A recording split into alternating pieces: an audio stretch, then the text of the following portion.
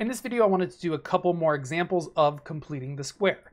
So let's pick up on the second example that we were looking at here. And we already did step 1, we factored out the leading coefficient. So step 2, which would be take the coefficient on x. So in this case, it would be 2, which I've underlined in green. Cut it in half and square it. So basically, step 1, factor out the leading coefficient. Step 2, we're going to, well, step 2 and 3 would be find the magic number and add it on the inside.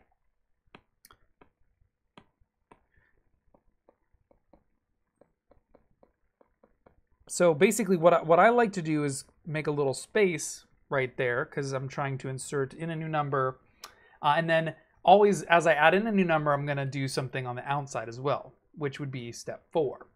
But basically, this would be capital B.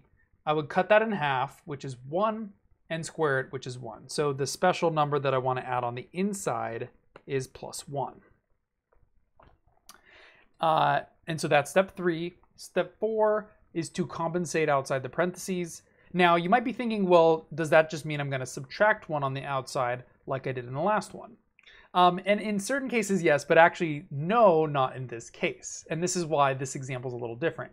So in the case that you did factor out a leading coefficient, you actually need to do something else before you compensate on the outside.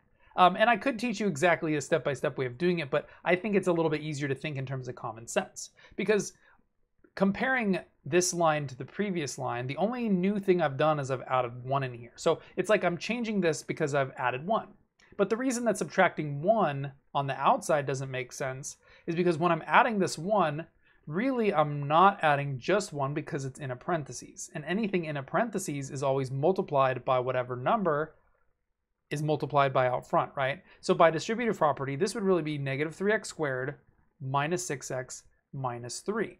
And so comparing to up here, really there's this new number, which is actually a net effect of minus 3. So in adding 1, really I've added negative 3 here. And so to compensate, instead of adding a negative 3, I would want to add a positive 3 to reverse this process.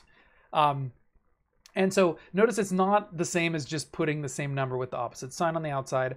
If you want a rule, if you like rules instead, the rule is, okay, take B, cut it in half and square it, then multiply to the inside, take the opposite sign, and put that on the outside. And that's exactly why I didn't want to teach you that rule, right? Because there's a lot of steps in there, and it's really easy to mess up the steps. And to me, I think it's easier just to think logically, well, I'm really adding in 1 times negative 3. On the outside, you're always doing the opposite. And that's what I mean by compensate. I know that's what I meant in this is not the best tutorial, but also there are other ways to do this. So if you're really worried about this specific strategy, there's plenty of other ways you can find the vertex too. But this is very specific algebraic procedure, which isn't always covered in algebra. And I think it is important, which is why I'm going over it in fairly elaborate detail. And then step 5 is to factor the parentheses to complete the square. So basically now, inside the parentheses, this should now factor, and it should factor as a perfect square. But notice that that would be x plus 1 times x plus 1. On the outside, I would have plus 27. And that, of course, could be rewritten as negative 3 times x plus 1 squared plus 27.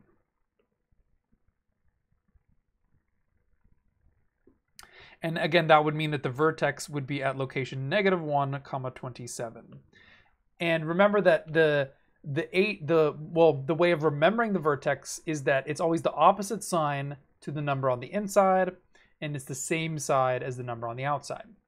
And for right now, I'm going to skip the y on that because it's a lot easier to explain that when we get into the section on transformation. So we're going to revisit this idea, and also as we talk about the vertex formula and we prove the vertex in the quadratic formula, it'll become a little bit more apparent as to, well, why is the vertex at this location at that point in time? And so again, this would then be the location of the vertex as it was in this previous one. Let's do one last one and wrap up the chat on completing the square. So let me speed it up a little bit faster here. And go ahead and pause it and see if you can figure it out before I do it at all. Now, if you did pause it, welcome back. So first step, factor out the leading coefficient. So that would be 2 in this case. And we're only going to do it from the first two terms. Step 2 is we're going to add in that special number on the inside. Another thing is you can actually skip writing down and just make a little space before you do that. So I could have probably just did that to begin with, but it's too late. I've already done it. And I'm going to add a special number on the inside. If you were wondering, you're always going to add because you always take this number, cut it in half, and square it. And when you square it, it's going to become positive anyway. So it doesn't actually matter if it's negative. You're always going to add on the inside. And on the outside, you're always going to, well, subtract if it's positive and add if it's negative. Like, because back here, right, I added, but the only reason I added there was because it was negative out front. But basically, cut this in half. -2 squared is 4. So I'm going to add 4 here and compensate on the outside. 2 times 4 is 8. The opposite is -8. So that would leave me with 2. Factoring this, it would be x minus 2 squared. And again, this would factor as a negative because of the negative in the middle.